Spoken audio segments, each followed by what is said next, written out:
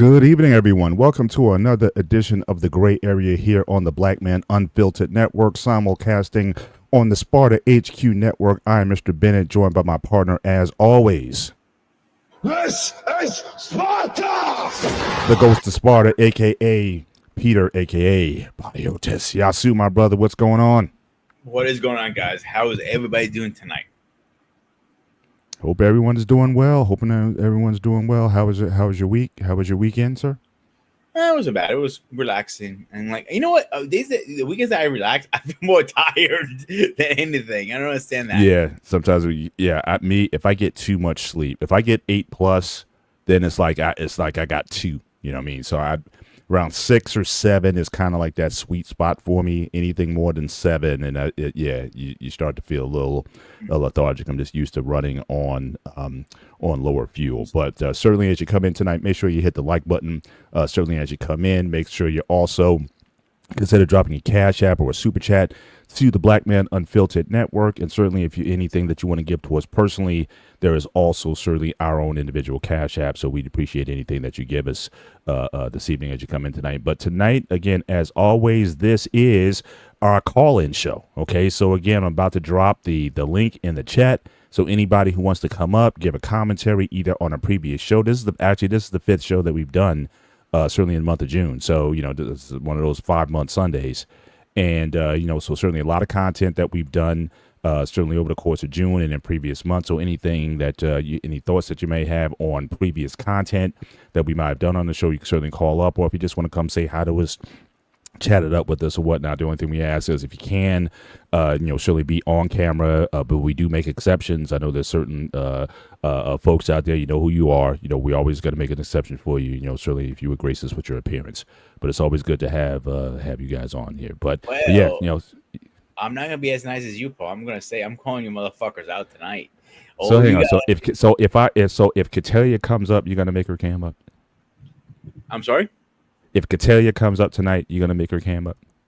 You know how long we've been trying to get her to come on the show? Or am I exception? No, it's not. That's not my beef with everybody. My beef is everybody talks shit during the show.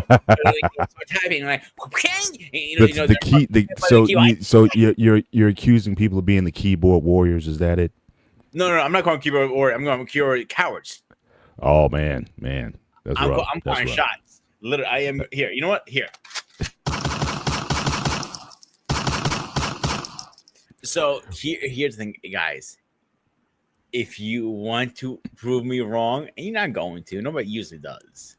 Here's your opportunity. Show up.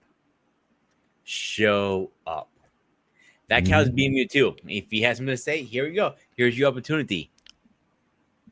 Or the king is gonna stay on his throne. Simple. That's what I'm saying. Yeah, I'm not touching that one. But certainly. You guys can certainly join tonight. The link, actually, I just dropped it in the chat, so you guys can certainly, feel free to hop on board. And again, if you just want to say hi, and any suggestions for any shows that you'd like to hear about, certainly appreciate any input that you may have. But my day was pretty good actually. I got my deep tissue today, which was sorely needed. I couldn't lift this shoulder for some reason. Like I was working out yesterday, and it was kind of like in a stuck position. So I went and I got my deep tissue massage, and she was able to work the kinks out or whatnot. Also had a lat over here from doing some chins. So she was able to kind of break it down and kind of build me back up again. So, are you a massage person? Have you gone for? I was never a big massage person as a younger, but I got a couple of them like as growing up, as I get older and older and older, things starting to hurt here where they're supposed to. Like, the neck is starting to hurt, the shoulder is starting to hurt, the ass is starting to hurt, the leg is starting to hurt, the knees is starting to hurt, the toes starting to hurt. I'm sorry? You saying the butt starts to hurt? Dude, do squats after a while. It starts to, it gets sore. You know what I'm saying? But I guess so. I would. I've never had a massage therapist. I need to work on my butt before, but certainly the lower back and I wouldn't mind masseuse, working on me once in a while. Yeah, I heard that. But yeah, I'm definitely certainly with the summer. My daughters actually hooked me up for Father's Day. They gave me some a package of massage, and I bought a pack myself. That's why you used your package. Yeah. So they gave me a 10-pack, and then I bought my own 5-pack. So I got quite a few certainly to work out through the summer. I don't go every week, but certainly after several sessions of heavy lifting and whatnot, things get kind of tight, and you need to have things broken down. Now, again, we're talking about legit massages, guys. So don't anybody get any ideas about those happy ending massages or anything like that. It's not what we're talking about here. So we're talking about legit places, reputable, places that do sports massages, deep tissues, and that sort of stuff. But no hanky panky that's going on in these places. But yeah, for me, definitely getting that body broken down. It's not fun half the time.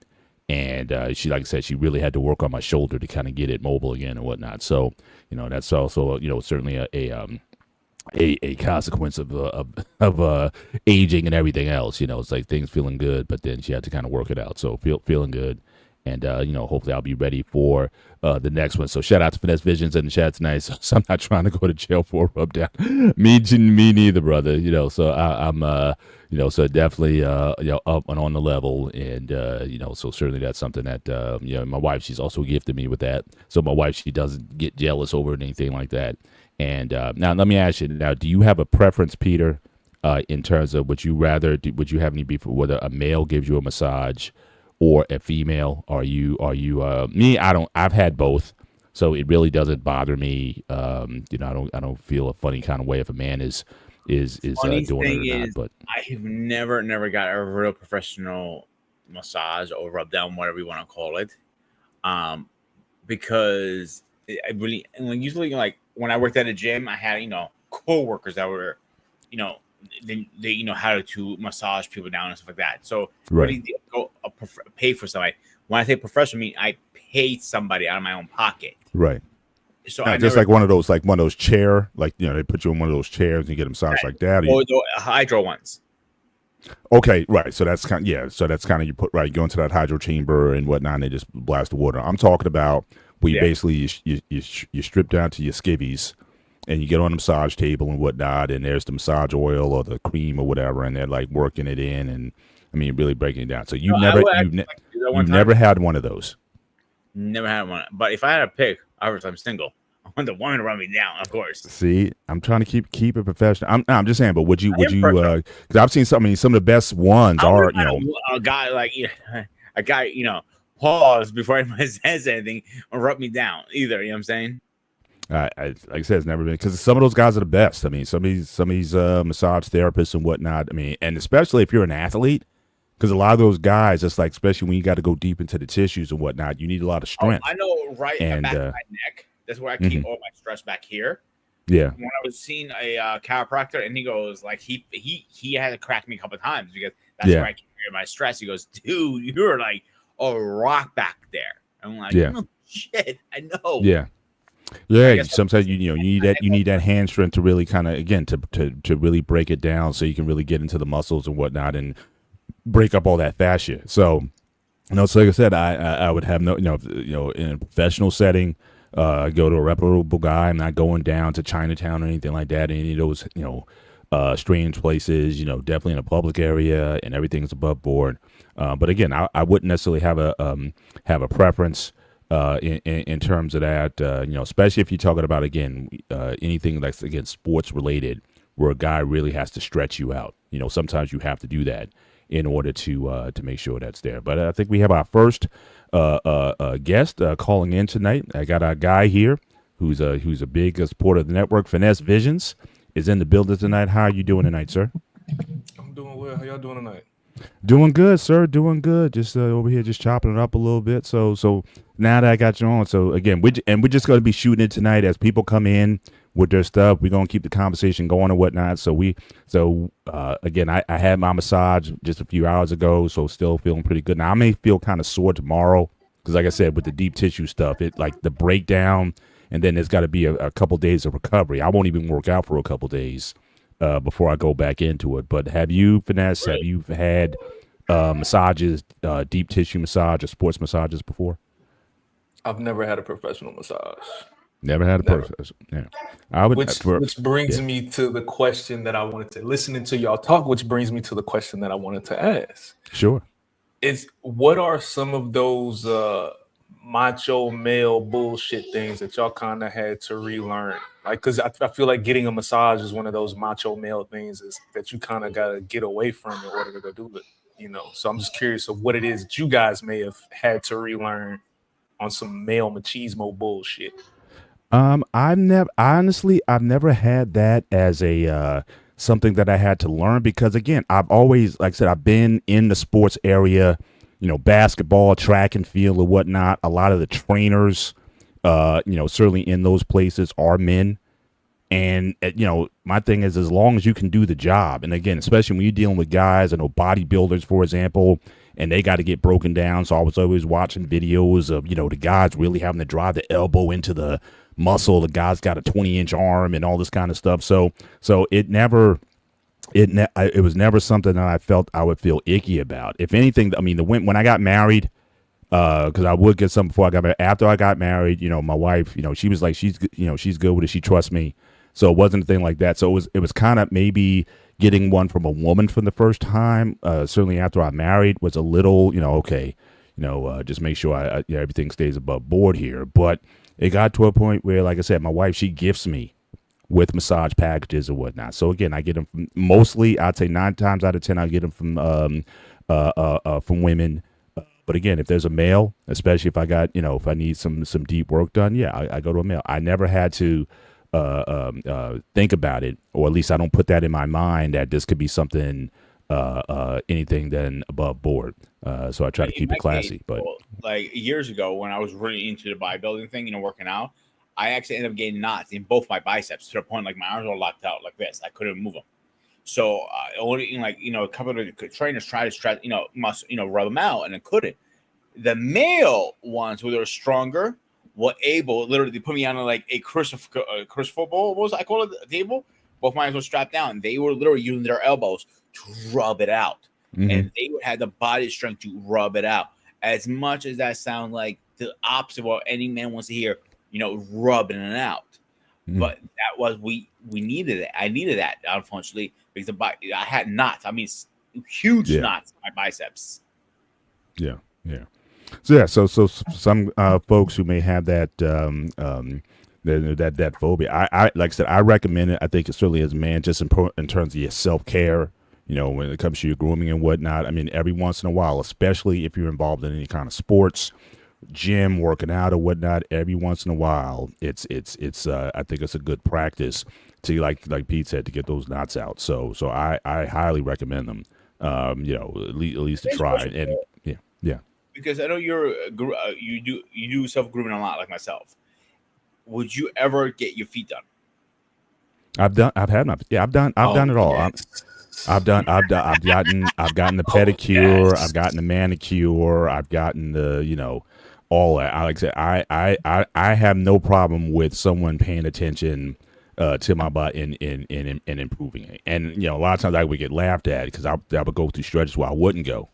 And so, you know, once they get the cheese grater thing and start scraping off all of the dead skin and everything, it's like, man, when's the last time you've been here? So I'm trying to go more on the regular.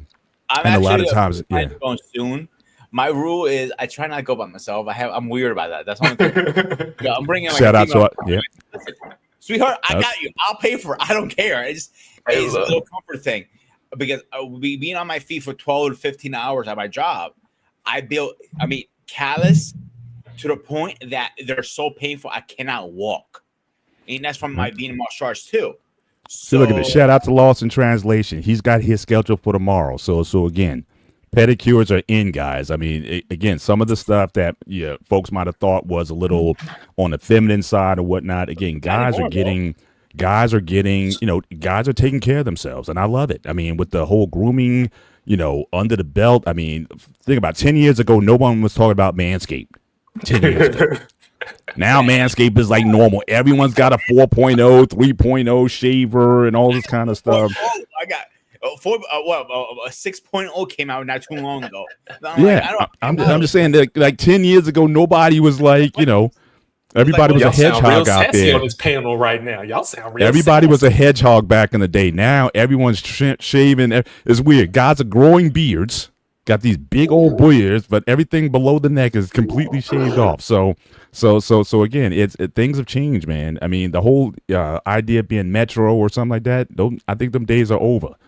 Business I'm like, guys dude, getting those manicures and stuff. Yeah, it's part of self care. Listen, I've been in those couple times, and I see guys, getting their hails and nails. I'm like, okay, that's where I put I have my limits. that's a lie. No, because because my hands That's are a gonna get lie. fucked up. I'm like, I don't want my hand all shiny when I go to work because I work. For Yeah, food. something feels weird about that. Like you get your fingers, you get your hands done. Now I feel like I can't get my hands dirty. Like I like my hands being dirty. I use my You be hands for, walking like, around like this. Well, I won't get the pot now. Hand me that over there. Hand me that over there. Like, nah, I'll bro, feel I that can't if be I get doing that. say I don't get the cover, the clear on there. I did that the last time I did that actually was at my wedding. So I got my nails manicured and everything because they were going to be taking up close shots with the rings and everything. So I got a manicure. She put a cover and finish on it. But yeah, I was the same way. And I work on the keyboard, so I was like, I didn't even want to touch the keyboard because of that. So if I get a manicure, you don't have to do nothing. Just buff them up and everything, and I'm good to go. But yeah, I mean, I encourage all guys, take care of yourself. The question I was asking, it was more or less like outside of massaging, because like for me, I know for me, it wasn't until I hit like my mid-20s until I stopped having negative thoughts about like a skincare regimen, like washing my face, moisturizing my face, like that. Like for a long time, it's like, oh man, that's soft as hell. But it was like my mid-20s, it was like, you know what? This is like you being like real macho for no reason, bro. Like just clean your pores, cuz. You know what I'm saying? Like it just I was just curious to y'all, like even if it is outside of self-care, like what have been some of the things that you kind of had to macho off of you? Nah, I kind of got on that early, and again, what also came into play as far as shaving. Now, again, I for the longest time I would use like the Gillette Mach 3, Mach 5, Mach 8, whatever they had out there. But then I kind of got into some old school shaving. I was watching some channels where you talk about the old shaving where you get the shave soap and the puck, and you get the brush and you whip it up. You can get the old school single edge dual safety razor, and you put that together. And it's just something now, again, unless I'm in a hurry, like I really got to go, I may just go with I may put some shave oil on and just do it up. But again, part of that whole grooming, the self-care, like you said, the skin care and all that, and then the shaving, how you prep the face, you warm it up with the hot water or the towel, and you buff it up and you let it sit for a while, and you come in and do the shaving. It's just something that's just very, that was a gentleman's thing even back, hundreds of years ago when those things first came out. So somehow it started out as like a gentlemanly practice to be grooming yourself, and then somehow it seemed like it got twisted to where it's kind of feminine to be doing that, but now it's kind of rebound again. But that when it started out with all those old Gillette and all those guys from back in the day. That was again a very manly, masculine, gentlemanly thing to do the self-care and to take care of yourself, and then somehow we got away from that. So I think things come back full circle.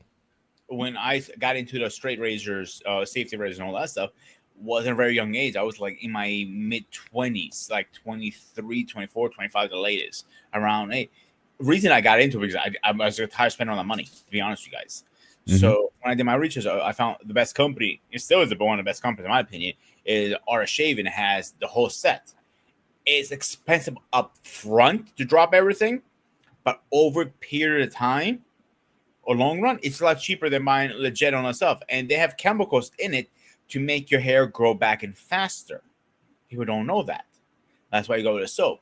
Now, if you're trying to grow a beard and all that stuff, even with beard care, people don't realize how much work and effort is put in a beard. You just here's the razor, throw it in the back, like forget it. I grew a beard. Poof. No, you have to put the right oils. You got to wash with the correct soap, correct conditioner, accessorize, freaking night butter.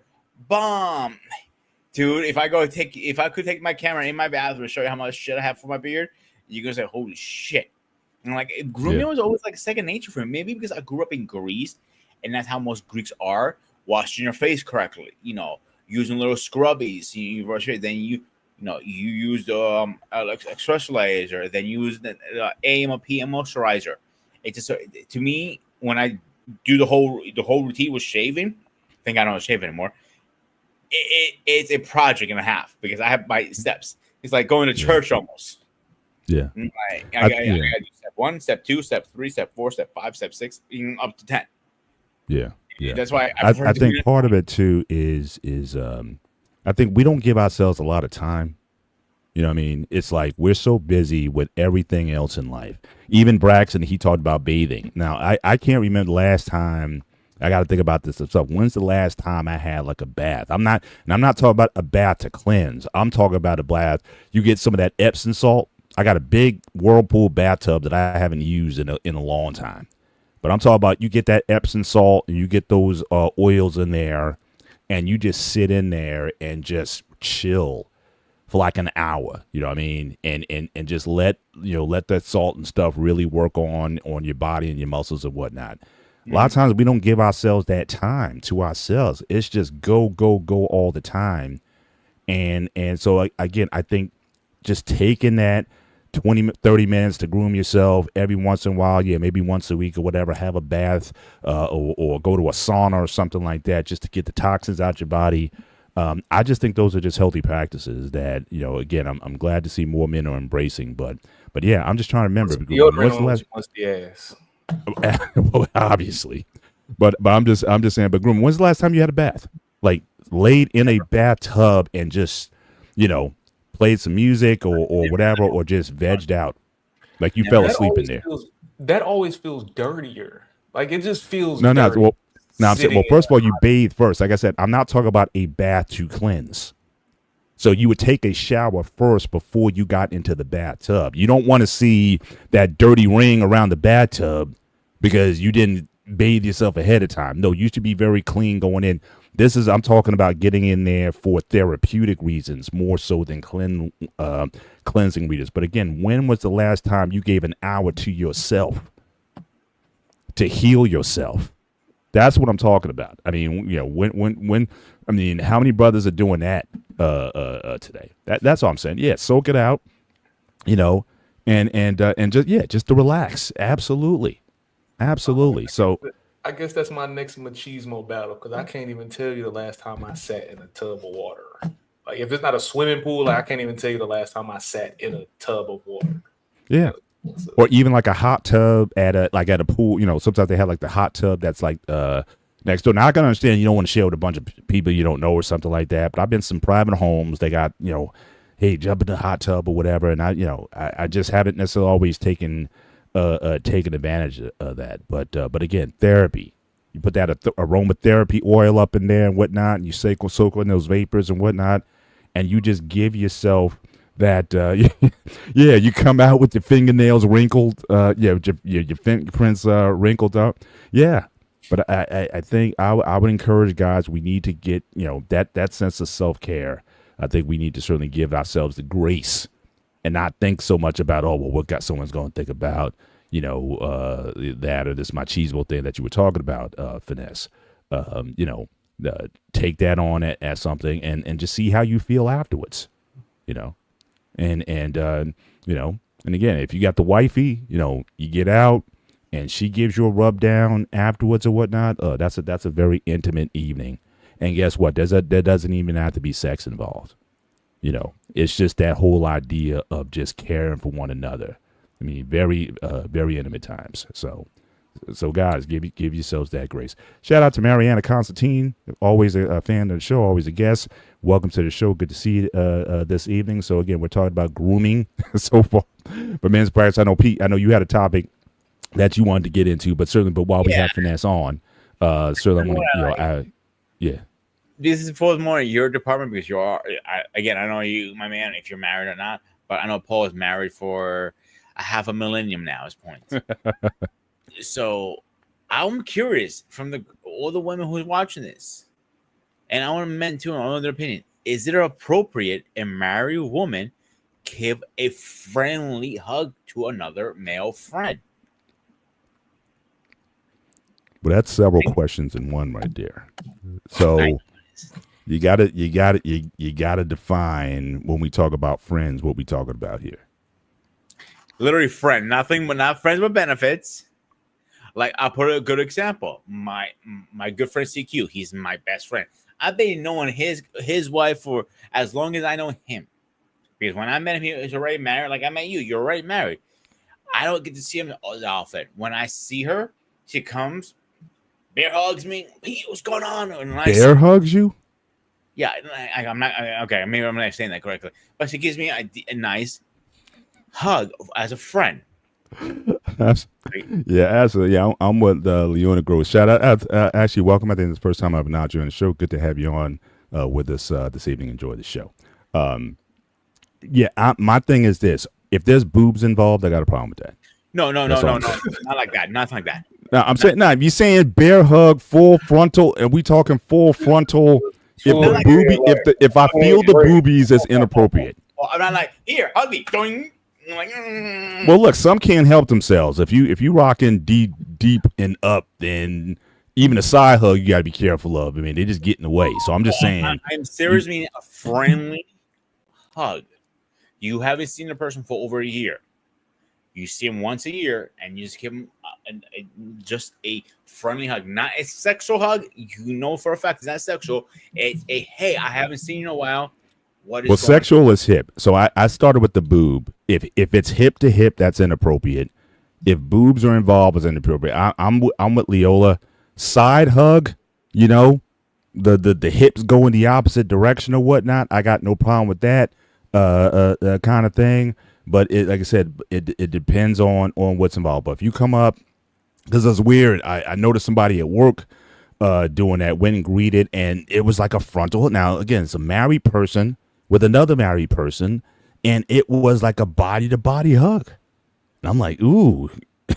I mean, like I would shake your hand more. Like especially at work, I'm very conservative when it comes to work. I'll just shake your hand or whatever, or give you that side dab or whatever. But I was like, man, this is like a body-to-body hug here, and I'm like, that is extra. Maybe with Europeans, maybe it's different, but Europeans they don't even do the hugs; they do kisses.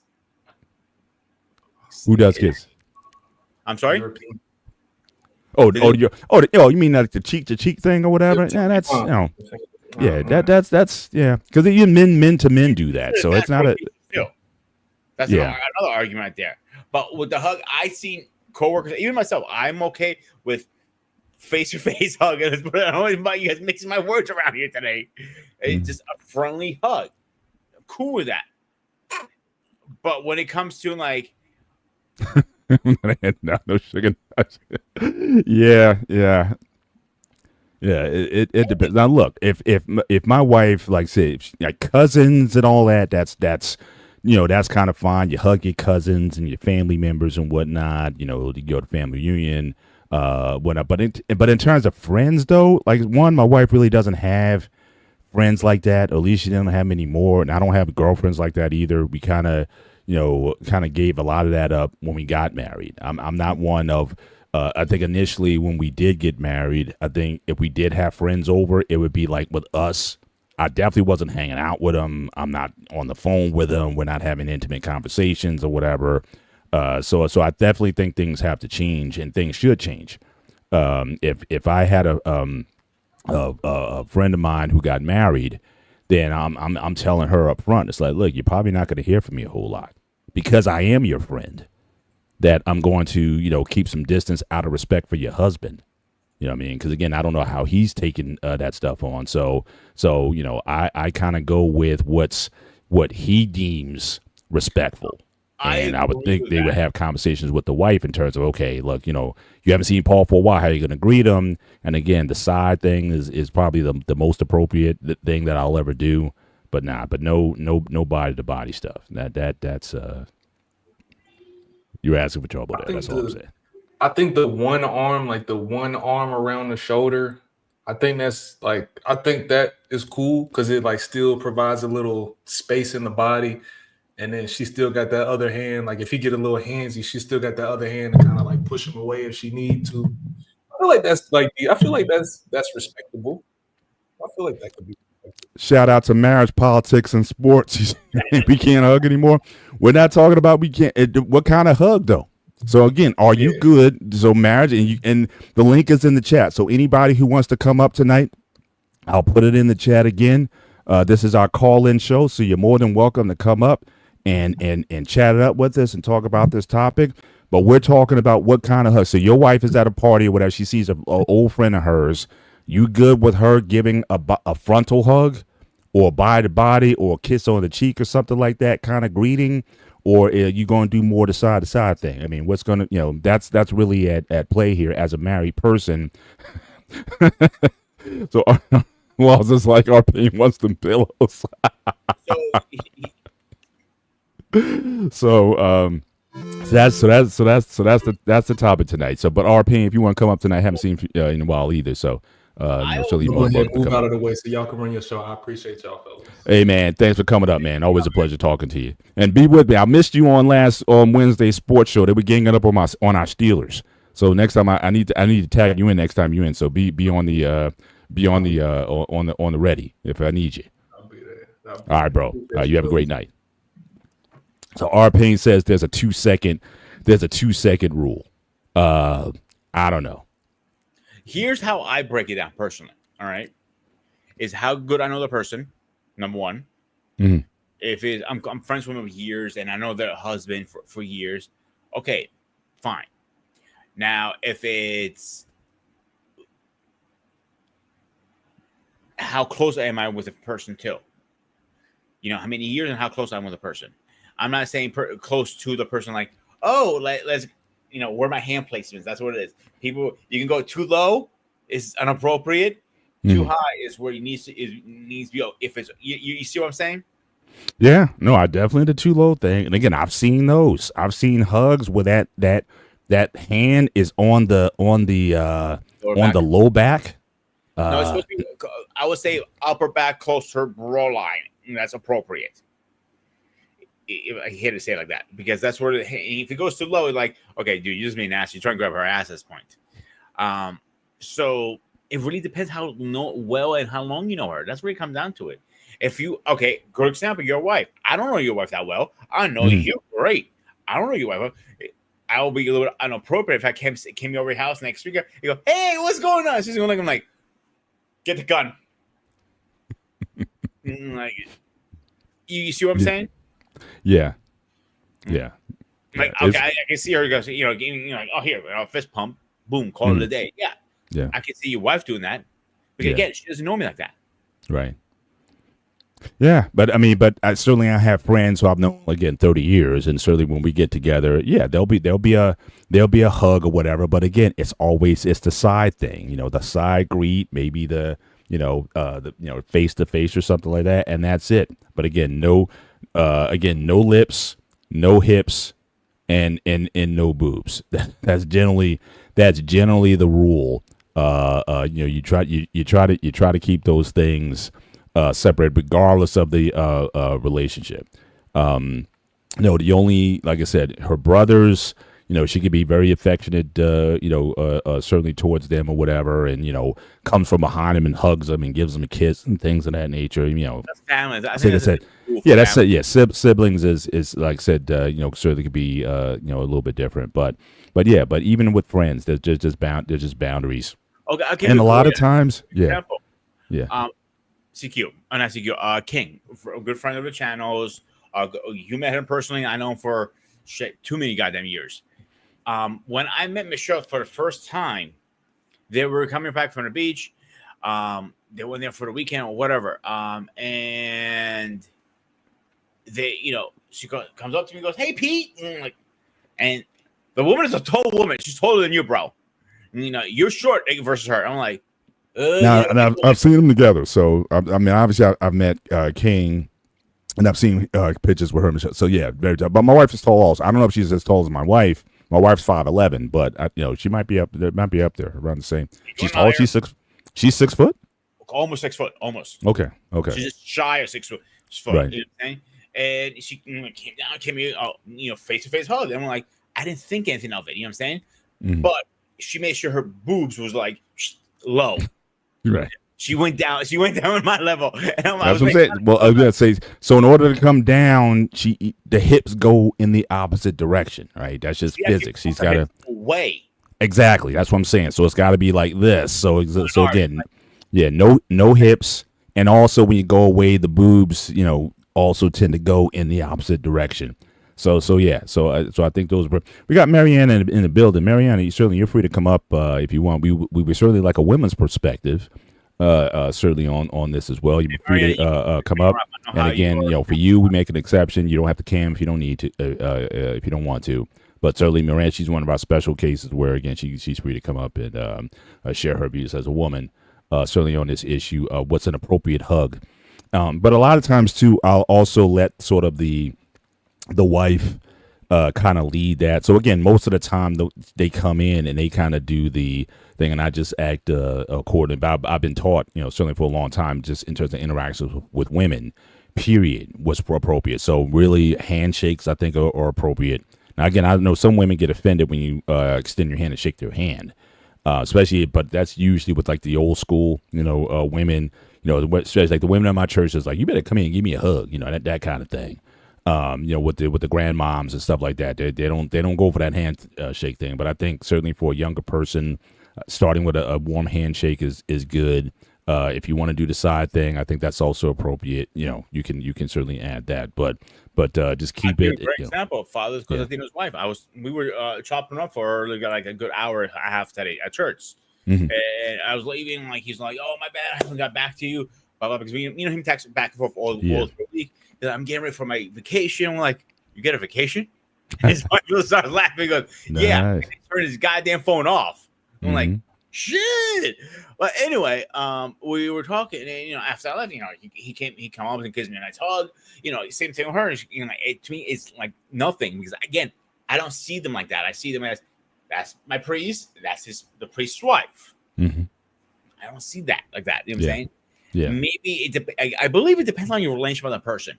Yeah. If it's like I said, me and you, we're tight. So yeah, for sure. A bro hug and cool or whatever, and we do it all the time when we meet each other. Right. Now, but it's interesting you mentioned Father Costantino because now he's like almost like a public figure. So I think in those cases, even then, I don't think it necessarily matters how long you know the person or not.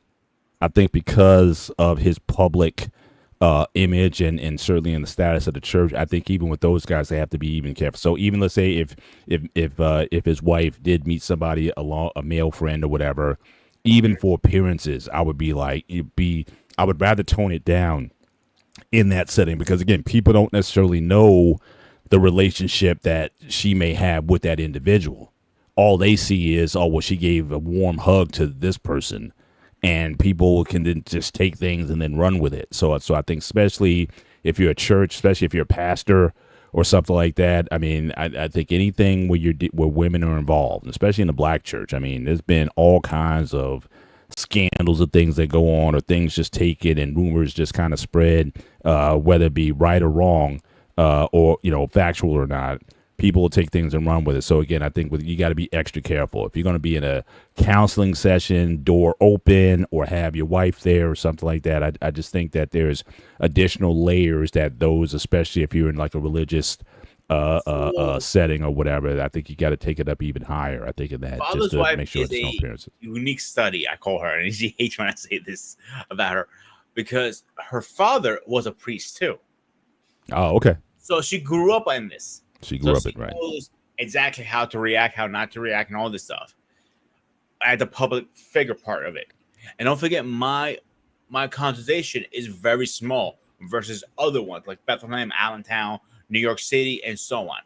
So we are an exception to our rule, if that makes sense. I don't know if I'm making sense here. Am I? Yeah, I mean, like I said, she knows the ins and outs of whatnot. But again, a lot of people, especially if you're newly married or whatever, you may not know those rules. So, but I think there's a lot of unwritten stuff that you just need to be mindful of, or just like I said, you can always turn it up. The problem is if it's turned up too high too early, then it's hard to bring it back down because again, the perception's already been put in people's minds. So you always have to be mindful of that when you're interacting with when you're out interacting with people. But yeah, I mean, hugs, like I said, friendly hugs and whatnot. I think there's a proper way to certainly to do things, and you just don't want something to be awkward. And so yeah, I mean, it's definitely I think there's room for it, but yeah, like I said, no hips, no lips, and keep the boobs away, and we don't have a problem. It's pretty simple, but let me ask you this. I was sharing I was just hearing story earlier. So my kids, they have a friend of theirs who they had a I guess a grad party, and you certainly had an occasion where and again the parents are divorced, but the woman, she had, I guess, her boyfriend at the party, at the event. And I wasn't there. They kind of told me about it later on. And the whole thing was kind of weird to me a little bit. But what do you think about, and let's say if a family is kind of divorced or whatnot, are there occasions, especially when your kids are involved, are there occasions where you think, is it appropriate or not appropriate to bring your new suitor to an event? How would you feel about that if, let's say, your ex, you did something with the kids or whatever, and then the woman brought her new beau to the event? Would you be feeling a certain way about that, or would you just kind of hey, it's her life now and whatnot, and we're just co-parenting, but it doesn't mean she doesn't have a life either? How would you feel about that? Or there's certain events where it wouldn't matter? So what's the time limit on it? Were you just met her, or you guys been together for a while? That's the first question we have to ask ourselves here. Were you been together for 3 weeks, 6 months, or 6 years? Number one. All right. So let's say, for argument's sake, these guys been together a minimum of 6 months plus. All right. Mm-hmm. And So a steady relationship. This isn't just someone you just seeing, you guys are steady, girlfriend, boyfriend. Well, I don't even know. That's another question I got for you after this one. What's the appropriate title? I got to ask King this question too. But what's the appropriate title for somebody at church about that today? That's funny you said that. So let's say she's past the 6 month mark. Okay. So she invited me to an event. It depends what kind of event we're going to. If it's only a family event, just kids and mom and dad kind of thing, no, it's not appropriate. A party like that is just her graduation party. A lot of her girlfriends are coming over. Yeah, I don't. Yeah, it was a big cookout. A cookout, okay, barbecue. Yeah, I don't see a big issue with that. Mm-hmm. If you guys remember, I did when I was dating Stacy for a while back. Stacy, invited me to her daughter's graduation party. Mm-hmm. We were together, I think 6 months at a time, 8 months, something like that. Mm-hmm. The reason I didn't go is not because I didn't want to go. I actually wanted to go. It's because it fell on my day that I worked. Remember, I worked every other weekend. Right. So it didn't work out for us. Whatever. But it was not going to be inappropriate because it's a cookout. Now, if you go towards more an intimate setting, like a Thanksgiving dinner kind of thing, that's more family setting. Yeah, that would have been a little bit inappropriate. Mm-hmm. If it's only 6 months. But would you invite you would invite an ex to a Thanksgiving dinner? Not an ex. Current, yes, not an ex. No, I'm saying this is the thing. It's like you and the wife, you're divorced, and there's Thanksgiving dinner. Are you still inviting the ex over because it's still family, and it's still the kids are going to be there, or Christmas time or whatever? Like, what's the? I apologize. I thought you were talking about my new boyfriend, my new girlfriend, not the ex. So the ex. Here's the biggest question: on the ex. How old are the kids? Number one, they're old, and you're in that case, like you said.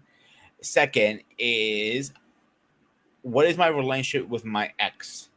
Am I cool, mutual friends with her afterwards? Or do we want to kill each other still? Mm-hmm. I've been with women that they didn't want to hear a word about their ex. They can go, die in fucking hell, in their opinion. Mm-hmm. But some other ones like, listen, I'm not with the person, but I'm really cool with it. I'm not. They're remarried. They're with somebody else. I am cool. I invite them to these family events. okay, the only rule I should have behind that, like, I don't care if they're there, but I think I should be there too. Is more appropriate like that. I think it's unappropriate when the new husband or the new boyfriend is not present. At least for a few, for a while, for till you get comfortable with each other. You know what I'm saying? Like, I don't know who you are. Let's say, for argument's sake, you using me and you for argument's sake, Paul. I don't know who you are. You dated my ex. I just know you as the ex. I don't know if you're a scumbag or you're a cool guy. She goes, oh, we just didn't work out. It just didn't work for us. He's not a bad guy. He's actually a really good guy. Just give him a shot. Okay, I'll give him a shot. I'll get to know him. We're going to have a beer and talk or whatever. And if it worked, great. And it did work a couple of times. I'm like, listen, I respect what you're saying. He goes to me. I won't come around if you're not around. Simple. And someone will look like, I don't care if fuck you're around or not. This is my fucking kid. I'll come into the house when I want. And that's where I have issues. That's where we're going to go hands on very fast. And I'm telling them straight up, you're going to be on the ground very fast. Because this is if you're living under my roof, obviously, we rented a house together, or she moved in with me. No, I don't care who the fuck you are. Is your kids or not? I don't give a shit. You're very, very fast. You're gonna get kicked off this fucking property, and I will call the cops to get your escort off my property very fucking fast. Simple. If you don't like what I'm saying, too fucking bad. Now, if you want to be cool with me, you're gonna follow my rules and you're gonna respect my rules. You'll come around when I'm around till I feel comfortable. If you don't feel comfortable, that's your fucking problem. I don't give a shit. Like I gave you an example with my ex, the long-term one, the 3-year one I told you about. Her ex-husband, was not allowed around the house. And it was a really bad situation one time. So he showed up to the house. I wasn't home, thank God. And I found out afterwards, because we all were living together, even my mother. My mom goes, oh, it was this car, blah, blah, blah. She goes like, my mom, I looked at my mom. I looked at my mom. I'm like, okay. I talked to my girl at the time, my ex. I go, Lizzie, you know what the fuck is going on? Blah, blah, blah, blah, blah. She goes, that's my ex. I think that was my ex's car. I'm like, excuse me? The oldest daughter told her, yo, oh yeah, stepdad was here. I'm like, right. I get on a low horn. I went, Fernando, Seba, get your fucking asses down here, both of you. They both heard, they knew they were in the wrong. They go, hey, what's up, guys? Both of them looked like they're walking a plank. They knew they were in trouble already. And I told them, who was fucking here? Nobody. I'm like, I'm giving you one more chance. I'm not giving you 3 strikes this time. He goes, my father was blah, blah, blah. I'm like, I don't give a shit your father was here picking you guys up. I have a problem that he was at the house without my permission. Well, he never came in. You text me telling me your father was coming around and pick you up? Like, no, that's where you're wrong. And then he realized, like, listen, imagine I was pulling in and I see somebody in my driveway. I don't know, he's a burglar, a drug dealer, or something. I'm going to defend my household. Same thing as you. If you see a random car in your house, have no idea who that is. It's some dudes that's sitting in your parking lot, in your driveway. You're going to start asking questions, right, Paul? Oh, for sure. For sure. So I don't think I was in the wrong. Yeah. So yeah, I mean, I definitely think there needs to be, again, if you're in a situation where your ex and you can have proper communication on all matters, especially when kids are involved. I think there's a lot of situations that you can kind of work out when it comes to again, communal settings and whatnot. But to me, it would just be a bit uncomfortable for me. But again, I understand this is like my kids are graduating. And again, let's say if my wife, she, was with another guy. Now, again, if she's married again, then, certainly I would honor that. But if it's just a guy, if it's just a boyfriend that she's just kind of bringing over to the house with the kids, I don't necessarily think that needs to happen. Just like I wouldn't feel comfortable bringing a girl over to mine, because again, that's not, until she's my wife, she's not part of that world yet. You're only going to know my kids only a little bit. And so, you have to be mindful of that. And again, you don't want it to be uncomfortable for your children either.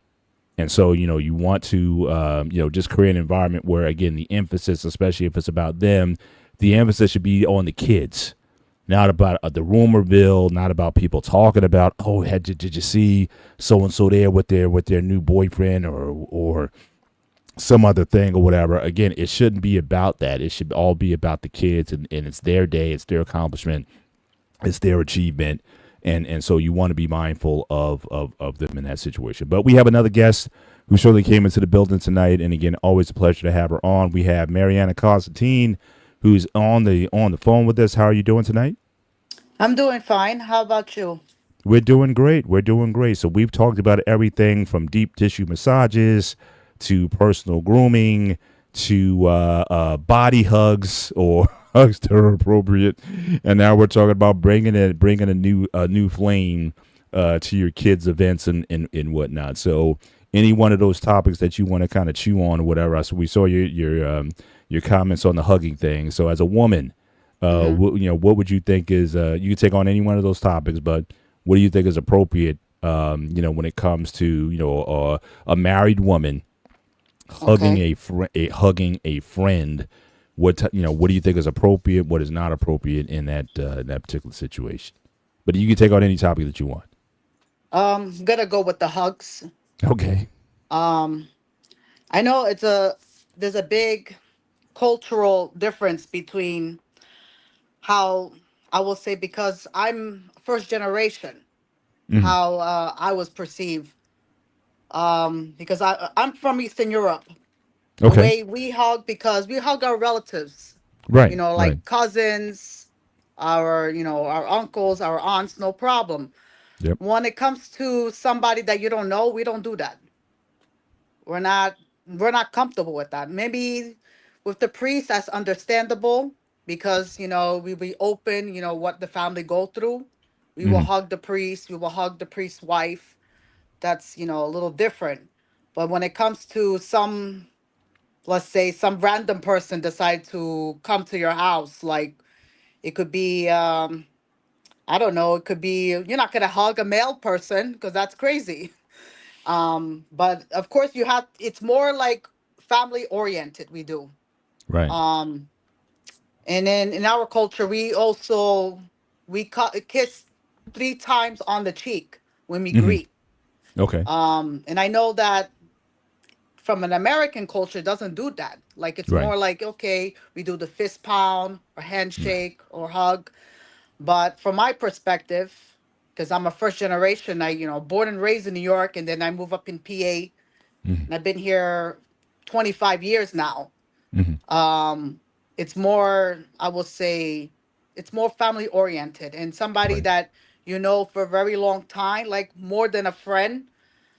We do hugs, but not somebody that you have to build trust to in order Right. to receive that hug. Okay. So So, now let's talk about, because I think what Pete's question was, again, hugging a friend. So let's okay. just say you guys are not intimate, or maybe you Mm-hmm. were and you're just friends again or whatever. But again, the current Mm-hmm. state of relationship, there's no intimacy, but this is like a friend. You've known them for years. Yes. And maybe you haven't seen them in a while, Mm-hmm.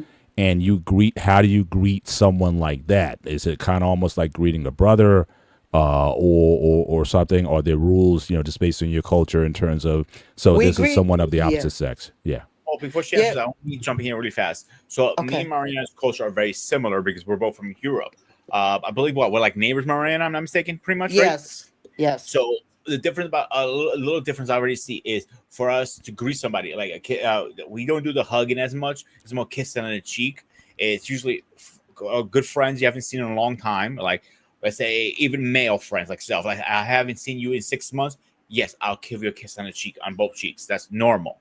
Um, Family, obviously, cousins, not girlfriend because you're kissing her on the lips, obviously, but people you're close, your inner circle. Like you and Eric, for example. How often do you see Eric? Once a year, maybe twice a Yeah. year. Yeah. In He, person, yeah. Yeah. We talk more, but it's yeah. like you be kissing every time you see him. Except him giving a bro hug, you be kissing him on the cheek instead. Mm-hmm. That's the Mm-hmm. difference. I know it sounds weird coming from No, I got you. I know that's what you're saying. not Yep. from the people who watch it. I know people might say, "Oh, you kiss a guy?" It's not kissing. It's they look at it. We don't see it as sexual. We see it as, "Hey, what's going on?" kind of thing, like handshake almost. Yeah. Although I've seen that there are times where it's like you don't even kiss really. It's almost like you imitate the act of kissing, but I never see like the kiss on the cheek, but it'll be like a like that, but it's not. And you make the sound. It's like a cheek to cheek, and you make the sound, but there's not the physical lip actually touching. So sometimes I've seen that, and sometimes I haven't. And Latinos do it too a lot. If you see them, Yeah. go ahead, Mariana. Yeah, let's say if I don't see somebody for a very long time, I will greet them like a sibling, like a brother. First thing I will say, where have you been? Oh my God, it's been a long time. Like they say, I'm so glad to see you. Like that's like the first expression Mm, that when you don't see somebody for a very long time, it's almost like it's like a dear relative of, doesn't matter who it is, but you consider like a sibling or mm, more. It's like somebody that you really care about. mm, That's what we'll consider. Because when you say where you have been, like how's everything, like that's the first thing that they will say when you don't see somebody like 6 months or a year or so. That's the first thought, because they make sure that you're okay, you're alive, you're well. And it's mean well, because as long as that this individual is okay, that's the purpose of greeting, just to make sure the other person is all right. mm, That's how I was perceived. I remember, how many times I see, like, my parents will greet somebody and they don't see them for a long time. They will hug them like, "Oh, I'm glad to see you. How's everything? How's your parents? How's your grandparents?" Everybody, to make sure everybody's is well, okay. And it's mm. because making sure everybody feels that everybody's alive. Because when you Yeah. hug somebody, I don't know, it's kind of cliche. It's like you feel alive. I don't know if it's Mm. me, but that's the way I look at it. I got you. I got you. Now, would it make a difference if you were married, in terms of how you would greet, like, say, this friend? Hmm. Would do the rules change a little bit if you were a married a woman versus single? I will say yes, a little bit, but of course, if you feel comfortable doing it. But if you have like a sibling, more like a sibling relationship, then that's perfectly fine. And of Hmm. course, like I will hug, like side hug, I will say, Yeah. if that's the case. Because if somebody that I don't know, let's say just okay, day one, I'm not gonna hug that person. That takes a Yeah, that makes while. sense. Yeah. Yeah. Yeah, we're So talking about somebody who's a friend of yours, and yeah, again, yeah, maybe your husband knows them and maybe he doesn't. Well, let's just say you and your yeah, husband, hypothetically, you're out and about, you're at the mall or something, and then you see this person you haven't seen in a long time. You say, "Hey, Maria," yeah, and whatnot. Like, what would be your reaction? So your husband is there, yeah. and you meet this person. You may even introduce him to your husband. Hmm. Would that interaction change versus if you were single in terms of how you would greet that person, and especially when it comes to the hug itself, Um, or would you hug at I, all? no, I will hug regardless, because it's another human being, care about another human being. That's the way I Hmm. look at it. Hmm. Because as I say, the culture is very different. Yeah. Because it's more like a European, how perceive how I was raised, versus American culture. I know I was born and raised in this country, but this is how I was taught by my parents. Hmm. If you know somebody and you greet, and then you introduce, okay, this is my friend such and such for many years that I know, and then you hug, this to more like a respect. Hmm. Um and it's more like a basically a human being care for another human being. That's Hmm. the way I look at it. It's not anything more. It's more to basically a way to greet. Hmm. Now would you think you would have a conversation with, let's just say, again, your husband might be a little bit of the jealous type. Okay. Like if he, you can explain all that kind of stuff, but what if it Hmm. just made your husband uncomfortable? would you consider say, hey, this is our culture, this is my friend or whatever? But if your husband was like, hey, at least, if I don't know the person or whatever, he, just on initial, he may take it a little bit differently. How would you handle that situation? Because I've seen situations, you'll know because your husband can get very quiet on the ride home. Yeah. So how would you handle that situation? European men are a little different. Okay. They're very vocal. Number one. Well, now we're assuming this is a European man. What if she's married? Now, are you open? Would you want to marry a certainly a man from your region of the world? Would you marry an American man or whatever? Are you, does that also play a role in how you would? Because we're making the assumption she's going to marry a guy from her country or her ethnicity or what have you. But what if it's a typical American guy or whatever that you wound up married to? I mean, would that change things? Of course, I will. It doesn't matter who it is, the man that I'm gonna marry. But of course, my number one thing is he has to be Christian, regardless. Yeah. Mm-hmm. Of course, no other belief. But the first thing I will explain to him, this is the friends I have. But I of course I don't have that many friends. Mm-hmm. People come and go in your life, no matter what. Some people you met there's a reason and there's a season that people come. That's a good, yeah, I like that. But when it comes to somebody that, I could say, it would be really weird. And they say that, well, like, let's say my husband will say, what's up with you two? I say, listen, he's not into women, he's gay. I could say that to him. So, like, Oh my God! like, Right. Marina, you had to go there. You had to fucking go there, woman, didn't you? That's all right. No, we get it. We get it. Yeah. But the thing is, no, I'm just making it as a joke. No, just that we're like siblings. We go way back. If that was the case, there's nothing more, nothing less. We just basically we're like brothers and sisters looking out for each other. Gotcha. In a way, in the way that it's nothing, we don't, go beyond that. And, of course I will explain beforehand, the life stories, you can't like surprise some random person like I said, just show up out of right, you nowhere. can't, you can't dictate when you run into somebody, like I said, especially on the street or in the mall or something like that. If things happen in spontaneous time. Yeah, you may have to explain some things later on, but you're just caught up in the surprise of the moment that you haven't seen this person in a while, and things just happen. So so definitely to explain things later.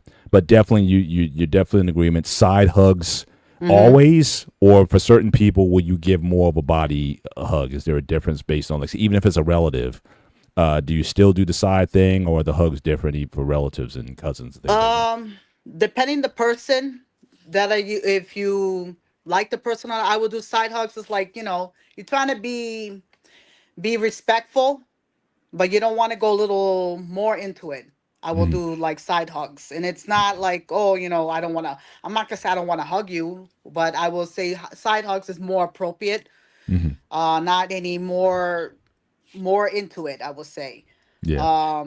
Especially if somebody that, sometimes it could be like almost like an awkward hug, like, okay, like almost like somebody said, oh, hug this person, you don't see this person for a long time. It's almost like, your aunt is telling you, you don't even, like, how come you don't even talk to her? Oh, I don't know, they always get into everybody's business. Why you didn't talk to this person for such a long time? I mean, of course, side hug will be more appropriate, and then of course, settle our differences and just, move on. And that's it. Like, you don't want to Gotcha. be escalate or have some kind of argument with any, especially when it's like reunions that you don't see each other for a long time. So I would say side hugs will be appropriate if necessary. If it's a case that if you're somebody that, like, sometimes we could hold grudges. Or whatever the case is. Yeah.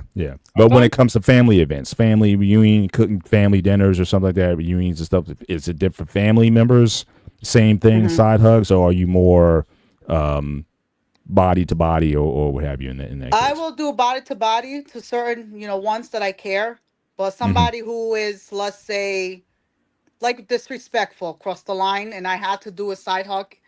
Yeah. Let's say if somebody talking against about, let's say if it's against my father or against my sister, then I have no choice but to be more respectful. Like it's gonna be more like side hug to me. It's more like a distant hug, I will say. Yeah.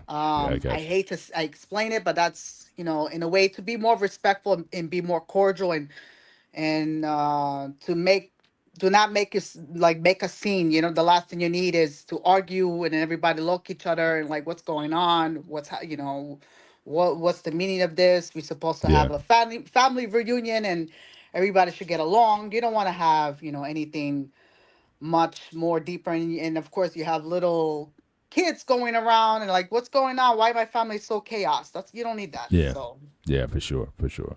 All right, well, thank you for clarifying on that. Now, I want to go back to again the topic of massages. Now, mhm, whether you take them or not, it's not necessarily a question, but because again we have a woman on now, again, your husband, right? mhm. If he's into massages, do you care about that? Would you care if he had a male masseuse or a female masseuse? What would be your stance on that? um in my honest opinion, it doesn't matter as long as the person does able to do Hmm. either or, male or female, is as long as what you're doing to make sure if my husband want to feel relaxed, Hmm. if whatever he's comfortable with, to make sure, especially you need a massage. Everybody need a massage, especially when it's a stressful day. You need a Yeah, massage. yeah. Do you go? Um, Are you a massage? um, Not, I want to go. It's been a long time since I went. I would Mhm. say over 5 years ago. And I'm not So talking about the ones like, like in the mall, they'll have those no, guys with the definitely not. massage Yeah, chairs. When I'm talking about, you got to strip down, face down in yeah, put your face in It's the for like a donut long thing. time. Yeah. yeah, yeah. It's been a long time since I Hmm. did that. Yeah, I know it's definitely different. It's more like skin deep because I know it's like more. I will say like especially when you need that relaxation. I will say Hmm. Yeah. very different. I know, of course, clothes on. No, you had to be clothes off to Yeah. feel like you're in a different zone. Like you need to be more relaxed because Yeah. sometimes The you need music that. has to be playing. The Of mist course, has of to be course. going. Yeah, Yeah. Yeah.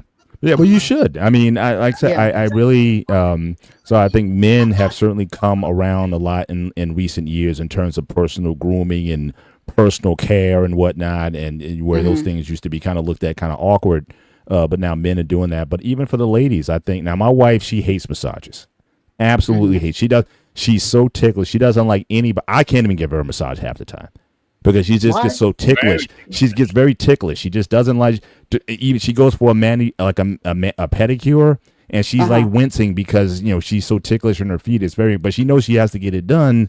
But she Yeah. get, but so she's not a touchy person like that. She'll give me one, but if I try to, and I was thinking, because I love giving massages and whatnot, so I was like, I would love to give you a massage, but she's like, no, she'd rather.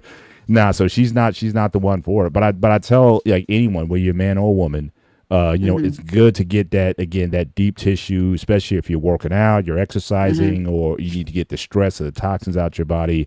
I think it's a good practice to treat yourself to that Yeah. every once in a while. And no, but so yeah, if you haven't gone for a while, if you can find a reputable place that can sometimes they have packages and you kind of go once a month or whatever. I think it's a good Let me thing ask to you a kind of question, take both of care you of guys. yourself.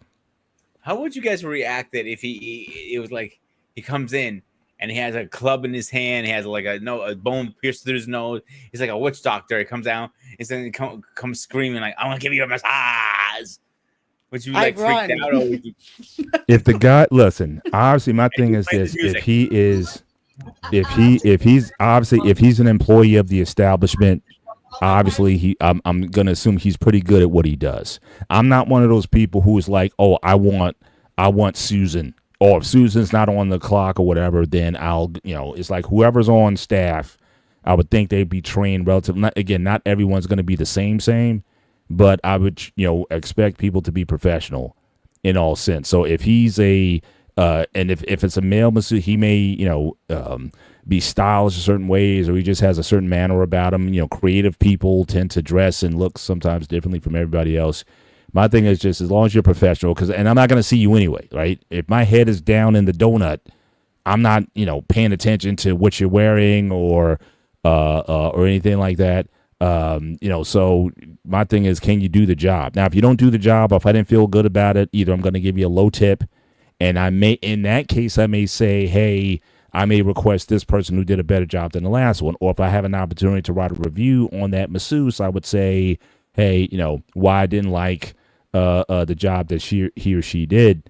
But certainly, yeah, I don't think it's can you do the job? I think is more important to me than how you look, whether you're male or female, or even your sexual orientation. I've just that's just stuff I never just put into my mind. I'm there for a service, and so certainly, would I, like I said, for me, it's all business. So we have a question in the chat. I don't know if you saw that yet. So this one here, I got a question for you too. Why are pi or around 360? I'm not sure what that means. If he can specify, pi are around like 360 around that. You would have to, if you can clarify or make your question more plain, I could possibly answer that. But certainly, marriage, politics, and sports, you made an answer already. Do you prefer a man or a woman beside you? And finally, does it move? First of all, no, nothing moves. Okay, because again, that's not. I just don't go in there with that kind of energy. I would say probably 90% of the time, I have women who do it. But again, if a man came in and sometimes, depending on the situation, sometimes you may want a man to do it simply because they're physically stronger.